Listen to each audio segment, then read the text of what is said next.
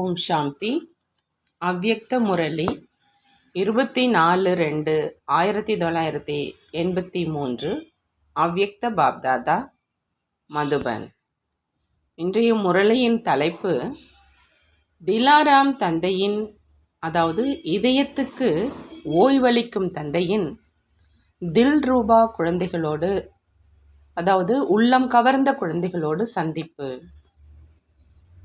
இன்று விசேஷமாக எப்பொழுதும் ஊக்கம் உற்சாகத்தில் இருக்கும் குழந்தைகளை சந்திப்பதற்காக வந்திருக்கிறோம் அப்படின்னு பாபா சொல்கிறாங்க.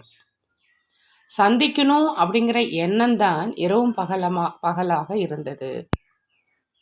ஆகார ரூபத்தில் சந்திச்சிட்டு இருக்கிறாங்க. இருந்தாலும் சாகார ரூபத்தில், அதாவது நேர் எதிரில் சந்திக்கணுங்கிற நல்ல விருப்பம் எப்பொழுதுமே இருக்குது. இன்று நாம் சந்திக்கணும் அப்படின்னு நாட்களை எண்ணிக்கொண்டு இருக்கிறாங்க. ஒவ்வொரு குழந்தையின் இந்த எண்ணம் பாப்தாதா கிட்ட வந்து சேர்ந்து கொண்டே இருக்குது. மேலும் பாப்தாதாவும் இதற்கு பதிலாக குழந்தைகளை நினைவு செய்து கொண்டே இருக்கிறாங்க. ஆகையினால இன்று முரளி கூறுவதற்காக வரல, ஆனால் சந்திக்கணுங்கிற எண்ணத்தை நிறைவேறுவதற்காக வந்திருக்கிறோம். சில குழந்தை ஆழ்ந்த இதயத்திலிருந்து எங்களை மகா வாக்கியங்கள் கூறி சந்திக்கல என்று புகாரும் கொடுக்கறாங்க. பாப்தாதாவும் ஒவ்வொரு குழந்தையையும் இதயத்தை நிரப்பி சந்திக்க விரும்புகிறாங்க. ஆனால் நேரம் மற்றும் கருவியை, அதாவது தாதியினுடைய உடலை பார்க்க வேண்டியதாக இருக்குதுன்னு சொல்கிறாங்க. ஆகாரி ரூபத்திலோ ஒரே நேரத்தில் எத்தனை பேர் விரும்பினாலும், எவ்வளோ நேரம் விரும்பினாலும் அவ்வளோ நேரமும், மேலும் அந்த அத்தனை பேரும் சந்திக்க முடியும்.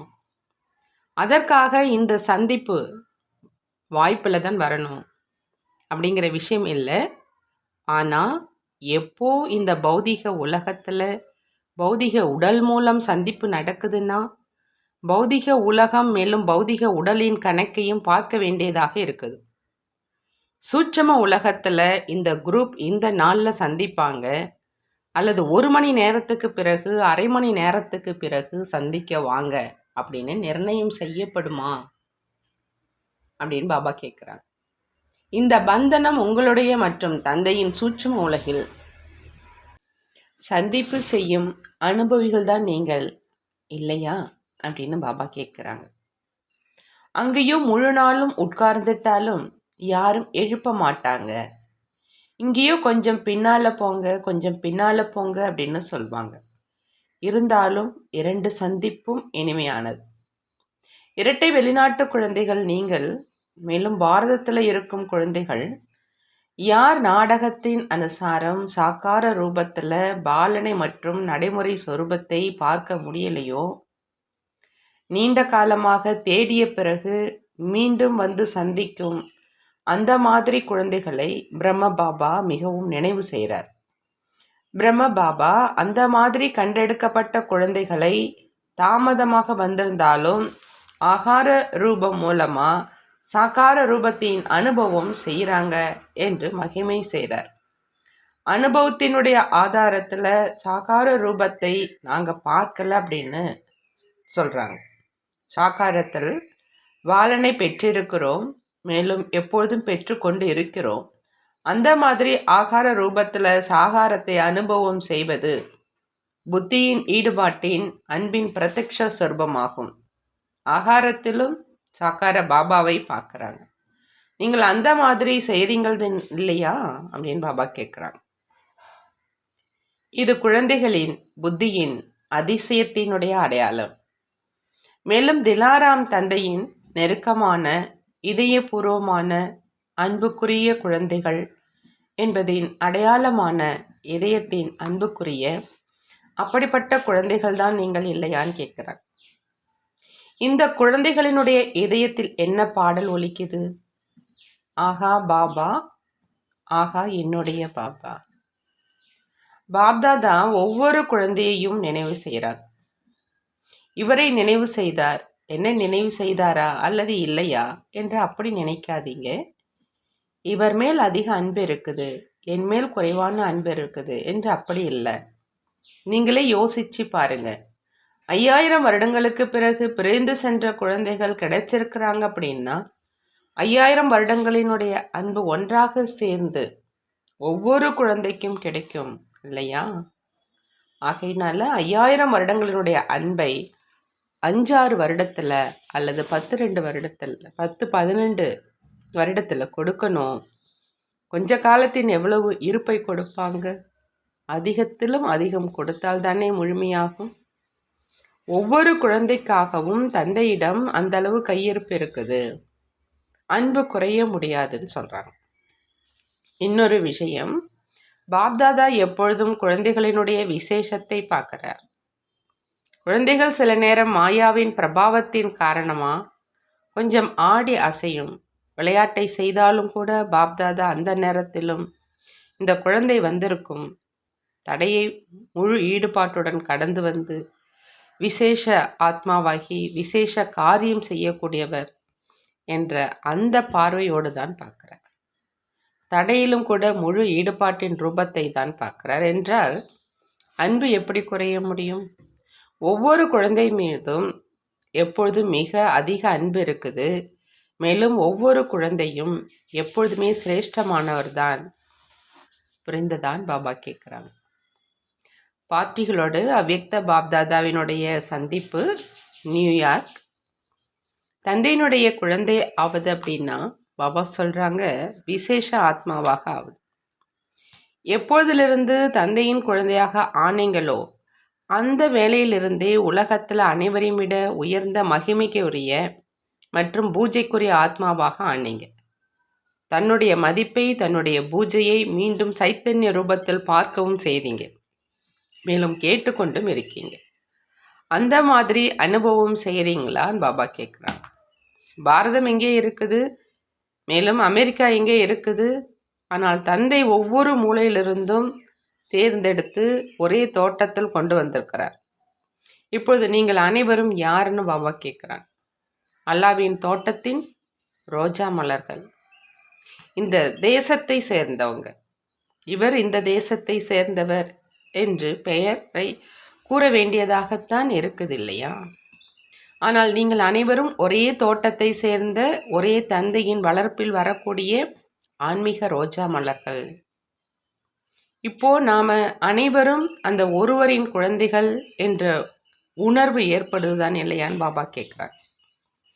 மேலும் நாம் அனைவரும் ஒரு பாதையில் ஒரு லட்சியத்தை சென்றடைகிறவங்க. தந்தையும் ஒவ்வொருவரையும் பார்த்து மகிழ்ச்சி அடைகிறார்.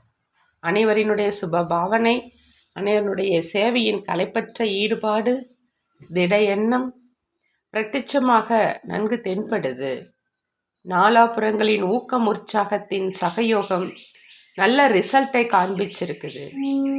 வெளியிலிருந்து வரும் செய்திகள் பாரதத்தில் உள்ள சேர்ந்தவங்களை எழுப்பிடும். ஆகையினால பாப்தாதா வாழ்த்துக்களை தெரிவிக்கிறார். அடுத்ததாக பார்படாஸ் அந்த குழந்தைகளை சந்திக்கிறாங்க. இந்த குழந்தைகள் நம்பர் 1 ஆவதற்கான வழியை பாப்தாதா எப்பொழுதுமே கூறுகிறாங்க. ஒருவர் எவ்வளவுதான் பிற்காலத்தில் வந்திருந்தாலும் முன்னுக்கு சென்று நம்பர் 1 பெற முடியும். என்னுடைய உயர்ந்த பங்கு இருக்குமா அல்லது இல்லையா, நான் எப்படி முன்னுக்கு செல்வேன் என்று தெரியலையே என்று அப்படி யோசிக்கலையே. பாப்தாதாவிடம் பிற்காலத்தில் வருவர்களானாலும் எந்த தேசத்தை சேர்ந்தவராக இருந்தாலும் எந்த மதத்தை சேர்ந்தவராக இருந்தாலும் எந்த நம்பிக்கை உள்ளவராக இருந்தாலும் ஆனால் அனைவருக்கும் முழு அதிகாரம் இருக்குது. தந்தை ஒருவர் என்றால் உரிமையும் ஒரே மாதிரி தான். தைரியம் மற்றும் ஈடுபாட்டின் விஷயம் மட்டும்தான். ஒருபொழுதும் தைரியமற்றவர்களாக ஆகாதீங்க. யார் எவ்வளவுதான் மனமுடைய செய்தாலும் உங்களுக்கு என்னவாகிவிட்டது என்று தெரியல, எங்கே சென்று விட்டீர்கள் என்று கூறினாலும் நீங்கள் அவர்கள் கூறும் விஷயத்தின் பாதிப்பில் வராதீங்க. நன்றாக தெரிந்து புரிந்து உறுதியான ஒப்பந்தம் செஞ்சீங்க இல்லையா? நான் தந்தையினுடையவன், தந்தை என்னுடையவர் என்று உறுதி செஞ்சீங்க இல்லையா? தந்தை ஒவ்வொரு குழந்தையையும் அதிகாரி ஆத்மா நினைக்கிறார். யார் எவ்வளவு பெற்றுக்கொள்வதற்கும் எந்த தடையும் இல்லை. இப்பொழுது எந்த சீட்டும் பதிவு செய்யப்படலை. இப்போ அனைத்து சீட்டுமே காலியாகத்தான் இருக்குது. விசில் ஊதப்படவே இல்லை. எனவே தைரியம் வைத்துக்கொண்டே இருந்தீர்கள் என்றால் தந்தையும் பல மடங்கு உதவியை வழங்கிக்கிட்டே இருப்பாங்கன்னு பாபா சொல்கிறாங்க. அடுத்தது கனடா. அவங்களோட அவ்யக்த பாப்தாதா சந்திக்கிறாங்க. எப்பொழுதும் பறக்கும் கலையில் செல்வதற்கான ஆதாரம் என்னன்னு பாப்தாதா கேட்குறாங்க. Double light. அந்த மாதிரி நீங்கள் எப்பொழுதும் பறக்கும் பறவை தான் இல்லையான்னு கேட்குறாங்க. பறக்கும் பறவை ஒருபொழுதும் எந்த பந்தனத்திலும் வராது. கீழே வந்தீங்க அப்படின்னா பந்தனத்தில் கட்டுப்பட்டுடுவீங்க. ஆகையினால எப்பொழுதும் மேலே பறந்துக்கிட்டே இருங்க. பறக்கும் பறவை என்றால் அனைத்து பந்தனங்களிலிருந்தும் விடுபட்டவர், வாழ்க்கையில் பந்தனமற்றவர். கனடாவில் அறிவியலும் பறக்கும் கலையை கற்றுக் கொடுக்குது தான் இல்லையா? ஆகையினால கனடாவில் இருப்பவர்கள் எப்பொழுதும் பறக்கும் பறவைகள்னு பாப்தாதா சொல்கிறாங்க. அடுத்ததாக சான் பிரான்சிஸ்கோ அவர்களோட அவ்யக்த பாப்தாதா சந்திக்கிறாங்க. அனைவரும் தன்னை உலகத்தில் விசேஷ பங்கை செய்யும் கதாநாயக நடிகர் என்று புரிந்து தன் பங்கை செய்கிறீங்களான்னு கேட்குறாங்க. குழந்தைகளின் சில நேரம் அப்படிங்கிற வார்த்தையை கேட்டு பாப்தாதாவுக்கு ஆச்சரியம் ஏற்படுது. தந்தையினுடைய துணை எப்பொழுதுமே இருக்குது அப்படின்னா எப்பொழுதும் அவருடைய நினைவு இருக்கும் இல்லையா? தந்தையை தவிர வேறு யார் இருக்கிறாங்க? அவரை நினைவு செய்கிறீங்க, மற்றவர்களை நினைவு செய்து செய்து என்ன அடைஞ்சிங்கன்னு பாபா கேட்குறாங்க. மேலும் எங்கு வந்து சேர்ந்திருக்கீங்க? இதன் அனுபவமும் இருக்குது. எப்பொழுது இதையும் அனுபவம் செய்துட்டீர்கள் இல்லையா? அப்படின்னா இப்போது தந்தையை தவிர வேறு நினைவு எப்படி வர முடியும்? அனைத்து சம்பந்தங்களையும் ஒரு தந்தையிடம் அனுபவத்தை செய்தீர்களா? அல்லது ஏதாவது மிச்சம் இருக்குதான்னு பாபா கேட்குறான். எப்போ ஒருவர் மூலமாக அனைத்து சம்பந்தங்களின் அனுபவம் செய்ய முடியும் அப்படின்னா அநேக பக்கங்கள் செல்வதற்கு அவசியம் என்ன இருக்குது? இதைத்தான் ஒரு பலம், ஒருவர் மீது நம்பிக்கை அப்படின்னு சொல்கிறது அப்படின்னு பாபா சொல்கிறார். நல்லது. அனைவரும் நல்ல முயற்சி செஞ்சு விசேஷ ஆத்மாக்களை தொடர்புல கொண்டு வந்திருக்கீங்க.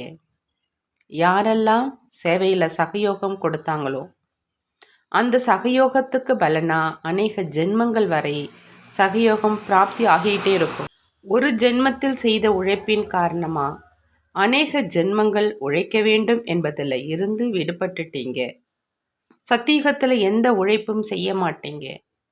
பாப்தாதா குழந்தைகளுடைய தைரியம் மற்றும் கருவியாகும். பாவனையை பார்த்து குஷி அடைகிறார். ஒருவேளை கருவி என்ற உணர்வில் செய்யல அப்படின்னா ரிசல்ட்டும் கிடைப்பதில்லைன்னு பாபா சொல்கிறார். நல்லது. ஓம் சாந்தி. நன்றி பாபா, நன்றி.